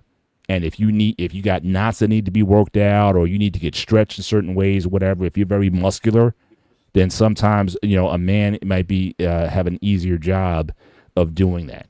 So no, so I don't, like I said, I don't think I have a quote unquote preference on that. And again, as long as my wife, she's good with, with whomever I see, she doesn't mind if women or men are doing it or whatever, she's good with it. In fact, one time we were on vacation and I actually got a massage. We were in Vegas, and you had this lady actually came up to our hotel room, and she set up the massage stand. My wife was right there the whole time, watching the whole thing the whole time, me down to my undies and doing it there and seeing how she did it or whatnot. No problem whatsoever. But like I said, she would never get one, but she recognizes my need for them, and so she's good with it. So I'm good with it in that case. Yeah, because if it's a service, it shouldn't be different who's your sexual preferences. You know what I'm saying? You're not getting a prostitute, you're getting a massage. That's two different things. Yeah. Yeah, for sure. That's a whole different conversation we're gonna have. Yeah, certain establishments, like I said in China, I'm not going to call any places, but there's just certain places I will not visit. I like I said, masseuse places. I know what you're talking about the masseuse places. The government's been shutting them down. Like you really can't find them anymore, right? Or am I wrong? I mean, there've been crackdowns on stuff, but I've seen a lot of people kind of get slaps on the wrist for that kind of stuff. Like, remember that guy, owner of the New England Patriots, I think Robert Kraft, he was going there and he was getting those kind of things done. It was like he got like a slap on the wrist. So whether or not these places are getting, whether or not they are closing these places down for good or whatnot, even if they're closed down, a lot of times they just move somewhere else. And so, but here Jay Satori comes in and said, "Why are pies in a circle shape?" I have no idea, because they're pies. I'm still not quite getting that. If you want to come up and explain your question, the link's on there. The link's on the chat. So Jay, if you want to come up, and if your case, I would certainly say if you could cam up, certainly would like to see you. And if you want to explain your question, further, you could do that. Have But you ever tried those stone massages? I had hot stone once. I wasn't thrilled with it, or I wasn't, um, I wasn't, I didn't think it did anything for me more so than, like I said, the sports or the deep tissue did. Now, and also I haven't had, when they do the therapy with the cupping, like they'll put the cup with the hot cup on you, whatnot, and that's supposed to help heal injuries. I guess I've never been injured enough to require that technique. I haven't tried that, but I've heard some things about it that certainly that's something that has been used. But I've gotten the foot only. I've gotten the facial one where they kind of stretch your face out and things of that nature. But the hot stones, I could take it or leave it. And I just last year I tried acupuncture for the first time, and again, not comfortable as an experience. I felt every needle. She said, "Oh, these needles are very fine and you shouldn't feel them." I felt every needle that she put in me, and it didn't feel very good. She was putting them especially into my low back because I had a lot of strain in the low back. Every needle that she put into me, I didn't like it. It didn't feel good at all. I even felt it when she, because they put them in and then they kind of turn them to kind of get some precision on them. I felt every one of them. So because of that, I don't know if I'd ever do acupuncture on a regular basis. I didn't necessarily see the benefit, but they were offering it with the package. I guess they were trying to see if they wanted to add the acupuncture service to the list of services that they had. So I said, sure, I'll sign up for it. I'll try anything once. But again, didn't see a need to kind of go back for it. Maybe I didn't give enough of a chance, but yeah, the needle thing, I'm just not a fan of needles for sure. But yeah. Go ahead. Now I was just gonna say to Marianne, because I know she's still in the back. Anything else that's on your mind? I know you've been so loyal to us, not only here on the Gray Area show, but on the Sparty HQ network. So we've talked about a lot of things, certainly over recent weeks and months. Anything that sticks out for you? Any comments that you have on some of the topics that we've had before? I don't want to keep you on all night. You're more than free to hang out with us. And hang out for the rest of the show. That's she has fine nothing with to us. do. Don't worry about her. but I just didn't want to leave you hanging. Right. But if you have anything else for us, goat, I will. If you're not gonna spell what you need to say, I will. what you gonna say? Like spill what? Like I'm trying to. All right, I don't Mariana, know. you're gonna make me do it. You're gonna make me do it, girl. All right. No, don't. You gotta work on your confidence, honey. We talk about it on the show all the times. So you got Paul for once, the most biggest conference booster I know ever. Okay. What Mariana, you have confidence issues? Yes, I do. There are times you don't like, there are times like, let's say you feel like, oh, I cannot do this, and then like, how in the world are you gonna do? Or if you want to say something and it's like it's holding you inside, but then sometimes when you say something, you feel like you're gonna offend somebody. Like if something is going wrong, whatever the case is, like I need to build confidence. Like you need to speak up your mind. You need to say something. You can't um like I'm basically pulling myself down. I feel defeated. Which is not good, because I know that there are times I want to say something. I have, the visualization in my mind, but it's not coming out. It's almost like I don't even have the guts to say it. And it's very frustrating. Like I will say somebody that, let's say I want to defend somebody, but I'm not speaking my piece. And that's not good. This So is, you're I not. So know, you're yeah. not talking about something that not having the confidence to do something like on your own. You're talking about in dealing with other people, having the confidence to confront or to speak truthfully to another person. Is that's where the confidence is, or even in your own initiatives or things that you want to do just for yourself? Do you lack a certain confidence in those? I mean, speaking, also feeling confidence, not to think what people think of you. I mean, there's so many levels. Confidence, like do not care what people say. Like just, kind of ignore what, you can't, you cannot always be, there's a saying, you can't be a people pleaser. You always have to speak what's on your mind, and you Hmm. have to say it. Of course, you're gonna have people gonna, say what they want to say, and you're gonna have people that gonna think, oh, what do you know? Like, what are you, what you're saying? Hmm. Or also, some people could say, they, in a way, I mean, I'm still working on that. Of course, it's, that thing is, it doesn't take overnight. That's like a work in progress. That takes like months, maybe, days, maybe a year or more. I mean, I'm still trying to work on that. It's not simple. Of course, it's also affect um how somebody say something that could damage you. Hmm. When somebody say that, oh, what, like, what can you do? Like, where, do you see yourself doing this? Like, Hmm. anything, because somebody could also destroy your confidence and also your self-esteem, I would Hmm. say. Hmm. So, but yeah. So I think it's so the issue seems to be in terms of where the angst comes in is a lot of times you can't control the outcomes. So you could Yes. say something to someone, but you don't know how they're going to take it, how they're going to respond, because you say Hmm. something that may push back harder on you or call out some things in you or whatnot, and you don't necessarily think that the juice is worth the squeeze at that point. It's like if I say something and then they come back and Hmm. say something about me, and then it can escalate from there, and in that Yeah. you feel there's a lack of confidence to really express yourself the way you want to Yeah. express yourself to a person. Of I think course. ultimately it's about, I guess you have to weigh that risk.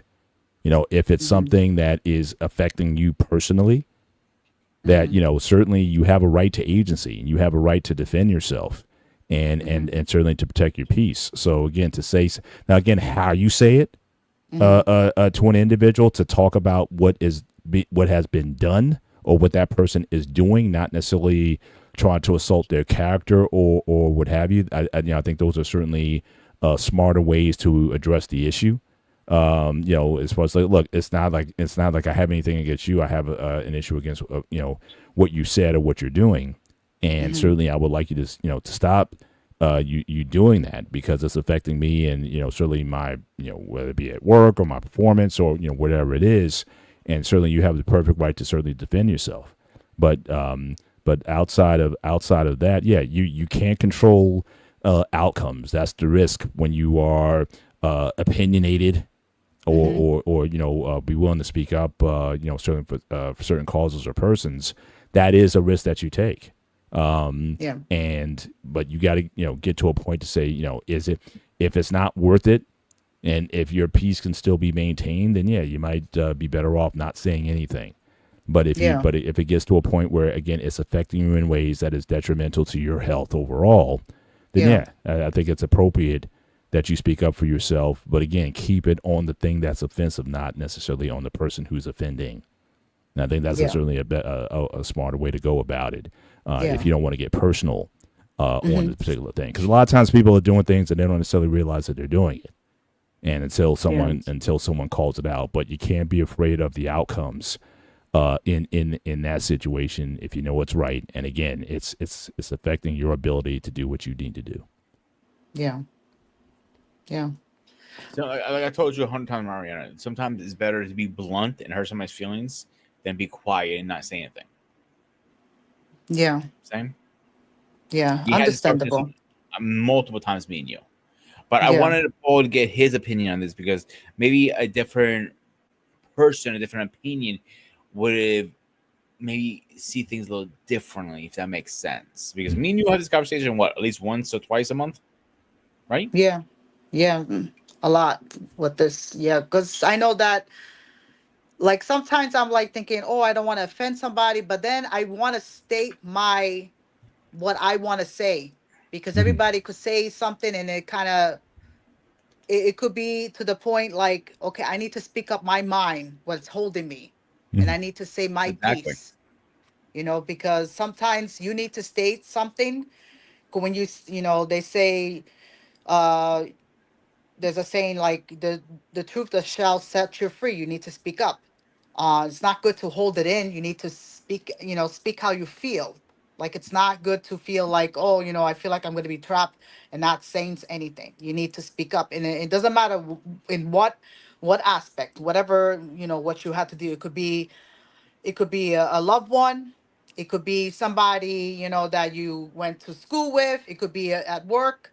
You need to speak up. And there's also, it could be, it could be so frustrating that something that, it doesn't go smoothly. You need to speak up your piece. And even though it will offend somebody, so be it. Because everybody can't be so baby for the rest of their lives. Because Mm, everybody needs to realize that you need to hear it, or you can't sugarcoat it either, because sometimes you need to face the music.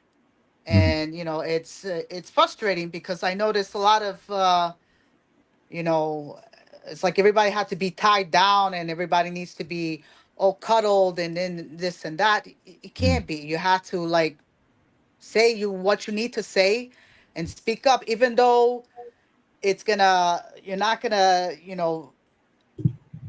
have people on your side, or people gonna Mhm. look at you like, what do you mean by that? Like, Okay, so Mariana, yeah. so what I'm hearing is you Mm-hmm. read or listened to quite a number of books or Mm-hmm. listened to a lot of podcasts or a Mm-hmm. lot of opinions of people giving on what the issue is. So you already know what to do and you already know what the outcome is going to be. The Yes. only thing that's missing is that you're jumping into the pool. Yes. You can watch as many speeches, motivational speeches, and get people's perspectives on certain things.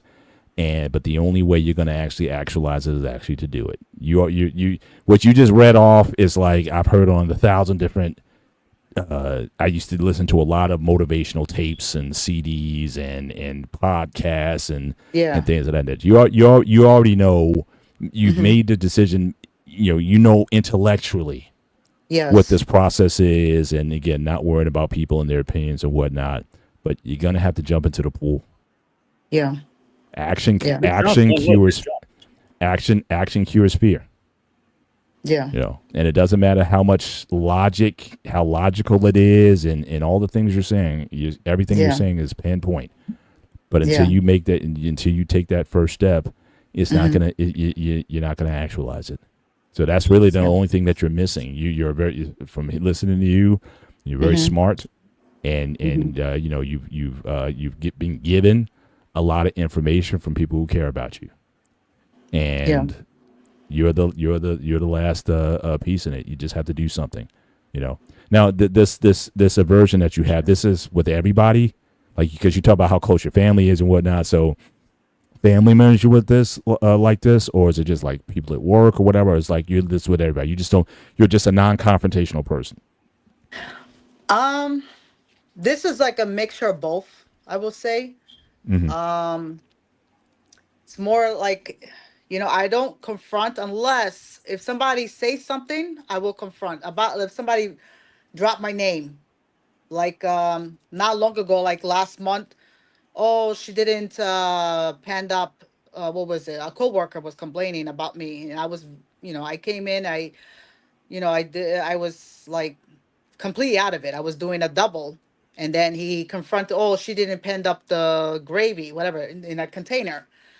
I say to him, well, what seems to be the problem? I say, and so you didn't pan it. Oh, I'm just joking. I say, if you have something, say something to my face.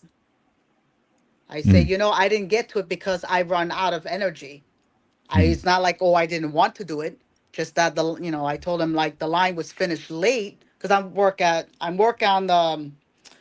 the hospital, and I'm Mm-hmm. basically a cook. Mm-hmm. And when you have these incoming late tickets constantly, and you didn't stop, and you feel like, okay, where's I can't even like I was trying to do something but I can't even do it. And then Mm-hmm. I have a the next day in the morning I have somebody complain about it, like Mm-hmm. it's the end of the world. I didn't pan anything up for you. Like, will you expect everything done everything for you? It doesn't work Mm-hmm. that way. If I didn't Right. get to it, there's a reason for it. So and then I think somebody overheard it, and then my manager heard, "Are you okay?" I said, "Yeah, I'm okay. Just that I'm getting annoyed that somebody has to get on my case. Mm-hmm. That, oh, I didn't able to pan something, but I was constantly doing tickets left and right, and it Mm-hmm. was on me. Mhm. That's why, sometimes you need to say something. And I don't think he realized he didn't think that I able to say something. You think I'm going to stay quiet? Just I Mhm. was getting annoyed, Okay. But the fact so that but in this case that you just mentioned, the fact that you did yeah. say something, you addressed it, it Yeah. became clear to everybody and whatnot, and you got a better outcome because you did express yourself. Yes. So you just need Yes. to do more of it. Yes. Because a lot of what you are, that fear, a lot of that comes from projection. A lot of Hmm. times it's projection of the worst possible outcome. Yeah. And more times than not, you can't think of things that way. Yeah. Whatever come with, be willing to accept, whatever comes that comes. But what you can control again is what you do. That's the only thing you Yeah. really have control over. So Yeah. yeah, so I think just more, like I said, you don't need to hear another lecture or another conversation with anybody about knowing what to do. You know exactly what to do. You just need to Hmm. it's just like exercise. You Yeah. need to start working the speaking muscle, the expressing your opinion muscle, the speaking up for yourself muscles. They will Yeah. never get strong unless you exercise it. And so, the more you exercise, the better you'll get at it. And so Yeah. that's really all that's there. So Pete, I don't want you to talk to Maria anymore about this particular issue. She's full. Your I thought cup it is was gonna full. happen. Your cup is full. You need to start. If you want more, you're going to have to empty some of it out. And the only way you're going to empty some out is by doing. And then once your cup Hmm. is empty, then you come to Pete some more, or you can come to me for more. Whatever you need from us, we'll be Hmm. here for you. But your cup is full, and you got to empty it. Hmm. Yeah. All right. All right. I All right. appreciate that. Yes. Well, again, you're always welcome. And again, we just really appreciate the support on certainly all the platforms which we do things. You always follow us around. We appreciate that. And just keep and always feel free to be a guest. We Okay. always enjoy having you on, and just invite other people, tell other people about what we're doing, and the space that we're trying to occupy, just to have intelligent, respectful conversation. Obviously, me and Peter are as different as you can think of. Hmm. But certainly we found the gray area where we're able to talk about things in a respectful fashion and just give our opinions on things, and hopefully people are inspired by the conversation. So, Brian, another thing you're more than I have before you go is the question I have to ask you. Paul knows where I'm going with this, right? Should Paul grow a beard? You think? Paul to grow a Should he grow a beard? beard beard. to be shaggy Shut up over there! Mr. Sparta over here. Don't me hit the button. What do you think? Should? Probably not. Leave it Thank as you. it is. Thank you. Reached your limit on time. You see, Up. this is very telling. This is how Mariana, I don't insecure. think you up on this This is channel. how insecure. This is how insecure he is, even with his beard. He's so insecure. He can't share the stage or have other people appreciate You've the reached nice. your limit on talking. You see, this is all projection right here. This is a guy who just, you just can't stand the smooth skin, the nice, the symmetry of it all, and just how it all works together. He just can't stand it. It's like it's like oil and water here. But I think thank you for the compliment. can't stand the greatness of this beard. Like every historical figure always had a beard. Let's look in history. The Egyptians didn't have beards. They had a strap-on beard. Remember the little thing they had a strap-on All their right, head? all right, so fine. I'll get a strap on. I'll get a Hotep beard right here.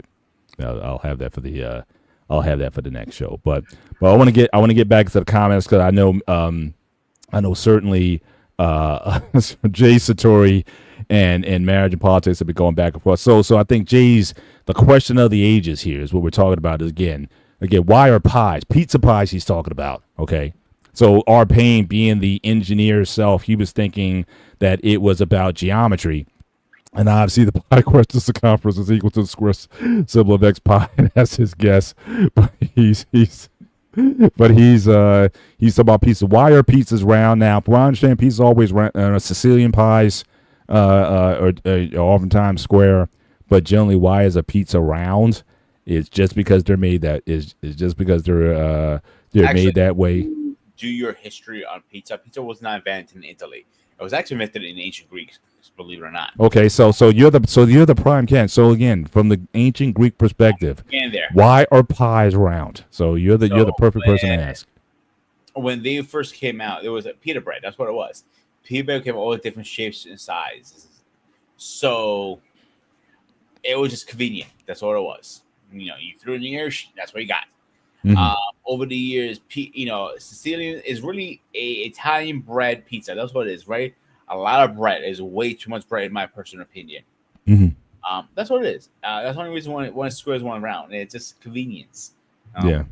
You can make. But it's just interesting how only in the U.S. like we market everything. So again, we market a square pizza. Like should a pizza? So because a pizza is typically round, you typically get a wedge. But with the Chicago or whatever, you get or Sicilian, you get a square. Now they got the flatbreads where they kind of come out and they're kind of like these long things, whatever. It's still at the end of the day, it's dough, it's cheese, it's meats or peppers or whatever. It's gonna look the same. I don't care if it came out in star shape or if it came out in little pizza balls or whatever it is. But people try to. It's the same thing with pasta. Here's my thing with my sort of gripe with pasta. You got like 50 different pasta names out there. And to me, it's all pasta. So whether you have fettuccine, Right. spaghetti, thin spaghettis, thin, so also all these thin or penne, you name it, it's still pasta at the end of the day. So, but again, you can go to any store and there'll be 20 different sizes and shapes of pasta out there that people use. Now, something like lasagna, it makes sense that you want the wide noodles for like a lasagna if you want to make that kind of dish. But for all these other ones, bow tie, shell, what have you, it's all pasta. It all tastes the same when you bite into it. It goes down the same. And it's the same thing, but to have all these different types, it may look nice, especially if you're one of those artisans when it comes to cooking. It may look nicer in certain dishes and whatnot, but it's all the same thing. So one thing we don't understand about Italian cuisine is probably now. Before you say that, now did the Greeks also? You said the Greeks created pizza. Did they create pasta also? Did everything basically originate in Greece? Asians did. Asians. Okay. Yeah. From you ever had ramen or ramen, most of the ramen ones. Best way I can explain it.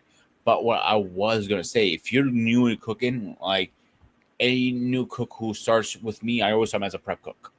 As a prep cook, and I tell them straight up, the most easiest cuisine you can learn is Italian. Why do you think there's all these pizzerias popping up right and left? It's the most easiest cuisine to learn. Marinara, easy to make.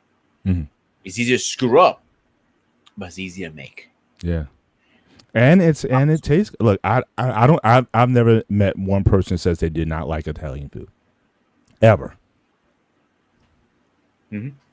Because I mean, there's just so many and even the food that you eat a lot of times, and it's weird because we always think about the pasta and the meat sauce and whatnot, but if you look at like a 5-course or 7-course Italian meal, they got stuff in there that more times than not you've never eaten before. It's not all just about pasta all the time. There's meats, there's vegetables, there's salads, there's there's several courses that contain this fruit. I mean, so there's so many different things. Like, so to this day, I have not had, I think maybe an authentic 5-course or 7-course Italian meal. That's something that I may, definitely look to do soon. Find a restaurant that serves that kind of authentic food and just have a real Italian dinner. One thing I learned by every Italian chef I ever worked with is one key trick to it. And I'm going to tell you guys what it is. Any sauce you make, you take one thing from it. The pasta water, you just make your pasta, you save it always. You can take a little. You don't need a lot. You need a cup or 2 cups most. Depends how much you make. Pour that in your sauce. It gives it more flavor. You just put your pasta in that. That's That's the only big key trick different. Like vodka sauce, take some of that pasta water, dump it in your sauce or whatever. Mac and cheese, take that sauce, pop it in. Use I never heard of that. Yeah, because you never cooked in a professional kitchen. That's why you never heard of that. You can see what I'm talking about. There you go. But most cuisine, that's the most easiest cuisine you can learn. Yeah. Very easy to learn. It's not hard. People make it hard. There's very few things you make it very hard. Like it's the thing about that cuisine, you have to watch it. You can't walk away from it. Yeah. It burns very easily. Yeah. You got baby it. Yeah. Stirring, simmering, and keep it kind of going, keep it stirring all the time, and make sure that it takes patience, for sure. But again, that's the thing too. Even in cooking, we don't give ourselves. We're always trying to multitask and do a bunch of things at once. Even when it comes to our own personal cooking, that we're not always necessarily paying attention. But again, if you truly enjoy cooking, the art of cooking, you got to take your time with it, just like anything else in life. And I think one thing I'm trying to get better at is that it's supposed to be high end. It's really not. It's risotto. Risotto is the most easiest thing you can learn. It's literally a little wine, a little not vodka. I'm sorry, a little wine, a little veggie broth. Keep stirring it till it absorbs all the water. Start adding your cheese. Mix that in. Bada bing, bada boom. You're done. That's what it is. There you go. That's it. Ladies and gentlemen, we have about 12 minutes left in the live. Certainly we're just going around here. So again, this last chance, anybody who wants to get in on the show, even if you just want to say hi, just drop a comment in to us. Again, we appreciate you guys being with us tonight. Certainly for the discussion. Next week, actually, real quick, you want to talk about next week show, what the topic's going to be. And so just posted already, believe it or not. What's that? I saw before the show a lot more posted already, but just kind of give people just a teaser, just a taste of the topic next week. I think that'll help to just track down to build the energy for it.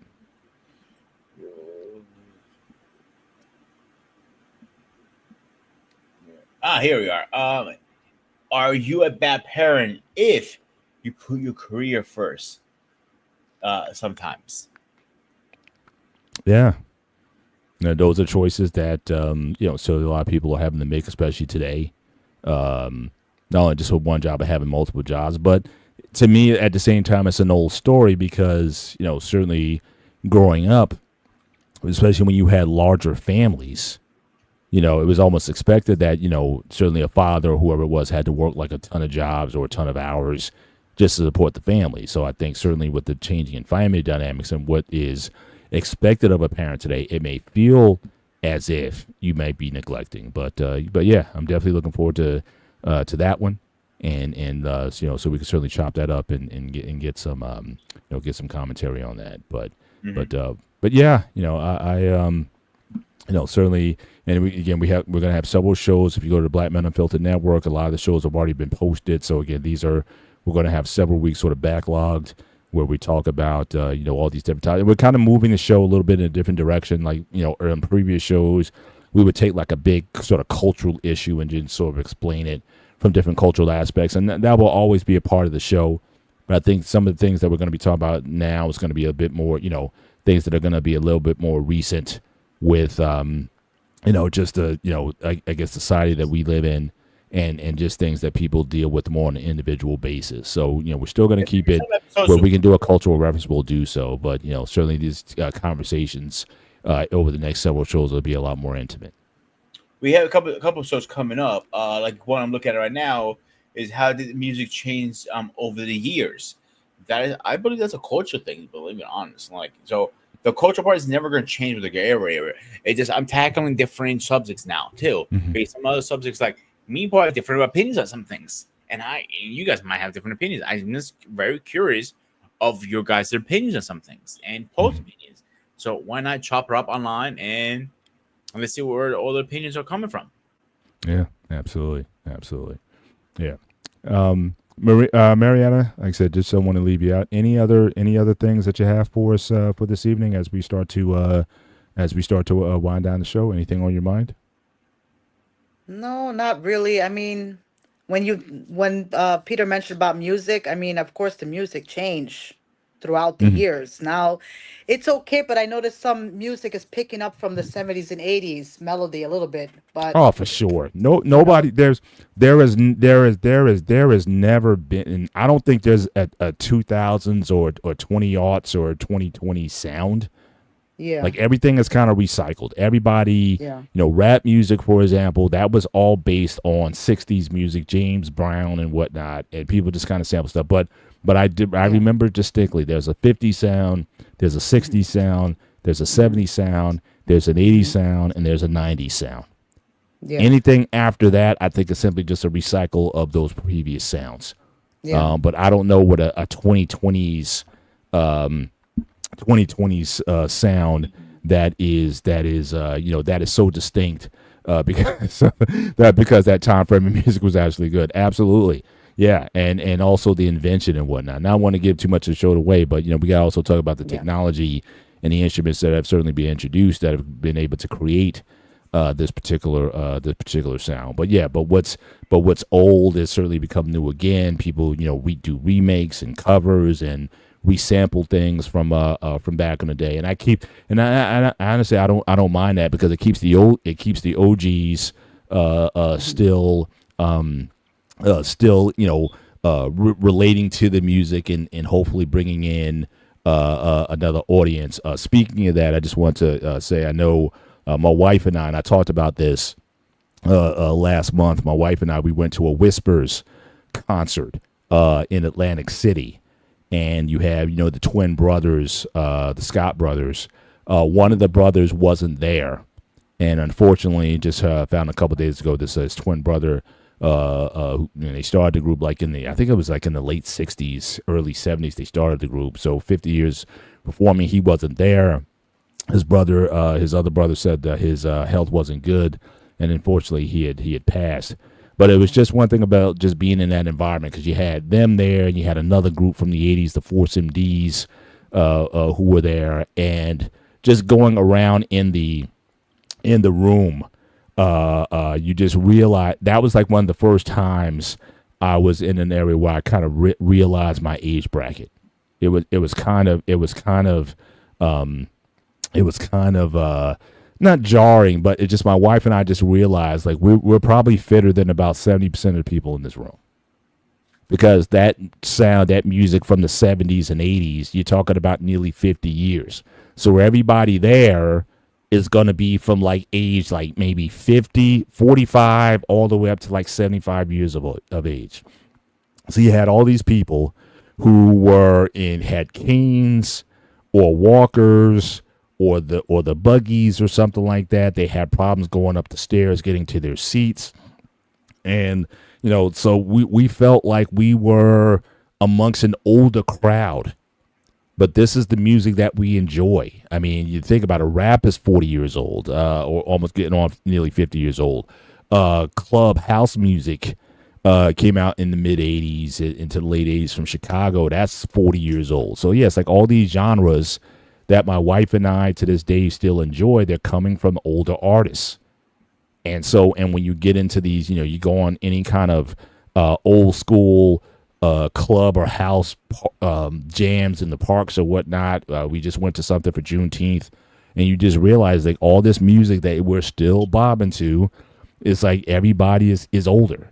You don't have too many young people who are bobbing with the music. So that made us very aware.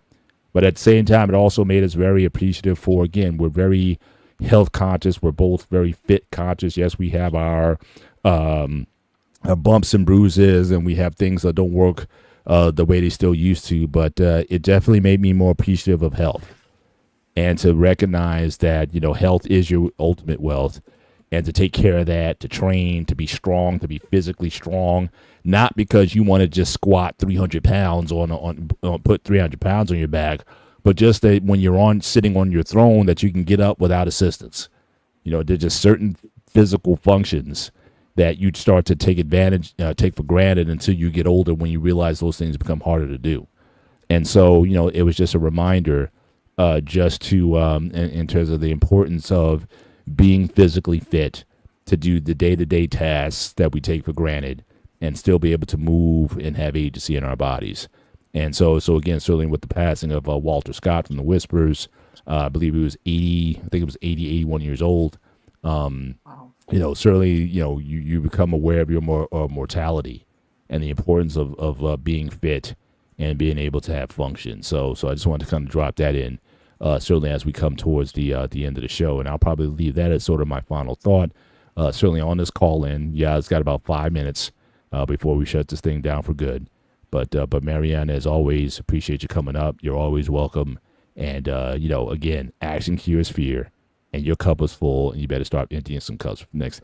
I don't want to hear, like I said, I don't want to hear anything that said, oh, yeah, I talked to Mariana. I'm not hearing that. I want to hear some stories about you emptying some cups and seeing what the results are going to be like. So that's that's kind of my final thought on the show. Again, great show as always. Thank you for Finesse Visions. Again, brother, always welcome. I always like hearing, again, the younger voices in this space. But again, he's a family man. He's a father. He's a father of girls, just like I am. And so certainly, I'm sure he's got a lot of wisdom that he's already accumulated and he's bringing to these spaces. Again, welcome here at any time, and certainly for the chat. Marriage, politics, and sports has been a minute since you've been up here, bud. So again, you are always welcome in this space. And I'm just seeing what he's doing. If you go check out his channel, Marriage, Politics, and Sports, guy's building up quite the fan base. He's everywhere. I guess that's what retirement does. When you retire, you can be everywhere. Have to be a lot more we have to be a lot more selective. Between him and Trey, I can keep up with both of them. Yeah, that's what retirement life is like. That's what you do. You just be on everybody's podcast, and so the fact that Trey works out like an insane person. His biceps, like if it's Jesus. No, he said he doesn't work out. He just said on our last show he did like 40 push-ups for the first time in years. He doesn't work out. He's one of those like genetic freaks out there who had to work. Me, I had to work for everything. I got him. He came out the womb with muscles. So again, but he said for the first time, like a week ago or whatever, he did just on a whim, he just did 40 push-ups consecutively in a row. And that's the first time he's done that in years. So he's just brolic like that. And he's able to maintain that for some of us mortals. We got to do a little bit more to stay certainly in the game. But yeah, man, it's like, yeah, your health, your fitness, those are things that, you surely want to prioritize sooner than later and make sure that you're in a position to, take care of things. But Pete, your final thoughts, certainly as we come to the end of the show. It's not going to be a final thought. More of somebody I mess with at work. He's up there in age. He's retired. I keep fucking with him, telling me he needs to turn his hearing aids up. Yeah, I'm gonna put him on the first floor as memory care, but I forget who they are down there. So I keep fucking with him so fucking bad. It's not even funny. Like one of these days, I think he's gonna throw his cane at me. Like how much I'm gonna fuck with him. He doesn't have a cane, but I feel like he's going to get a cane just to throw at me because I feel bad for Rich because I don't feel bad because he just retired. He just does part time a little bit. But how about we all fuck with him? How he's age? He's 68. Mm-hmm. 68. He still wants to work. I like him correct for that. Mm-hmm. But you see how bad we all fuck with him. Like, yo, Rich, like we talk lower because he can't really hear us over the equipment on purpose. Fuck him. Like, yo, speak up. Like, no, you got to turn your hearing aid up again, dude. Mm-hmm. So it reminds me of the story you're telling me. Like, I can see you and your wife going like your walkers on. Come on, baby. Come on.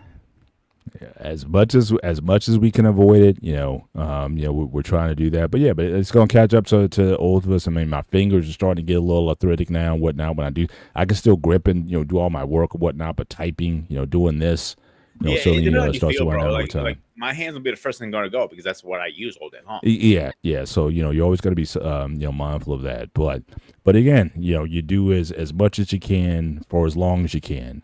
And, you definitely want to, take advantage of the time and just be, ready to do things. I mean, I spent part of the day, I was in New York yesterday with my daughter and we did a lot of walking around the city and whatnot and just hanging out together. So yeah, just having the function to do and have those tasks, certainly those are blessings. But again, we want to thank you all for being with us here on the show. Again, as you leave tonight, make sure you hit the like button, certainly as you leave. And also, please be able to go over to the Sparta HQ Network. If you're not a subscriber to that network, you certainly hit the like button And, make sure you just follow, hit the like and subscribe to the network. We're trying to do things at both places. We really appreciate Black Men Unfiltered for just allowing us this opportunity to be in these spaces on these platforms, always helping us out, always been our biggest supporter, and certainly want to just keep this thing going. And certainly stay tuned. I know tomorrow night, Marriage, Politics, and Sports, he has a show here on the network as well. And I'll be back on these Wednesday for the one-on-one sports show. And, so a lot of content, too, taught that Flipping Tables Tuesday. So much content here on Black Men Unfiltered Network. Certainly Sparta HQ is also building out his channel. And there's just a lot of content here in this space. So as your time allows, certainly consider following us. But as we close out the show, we just want to say thanks once again for your participation. You guys have a great week. So for myself, Mr. Bennett, and he is... This is Sparta! And this is the gray area on this last Sunday in June. Looking forward to July. And you guys take care. God bless. And we'll see you next time. Good night.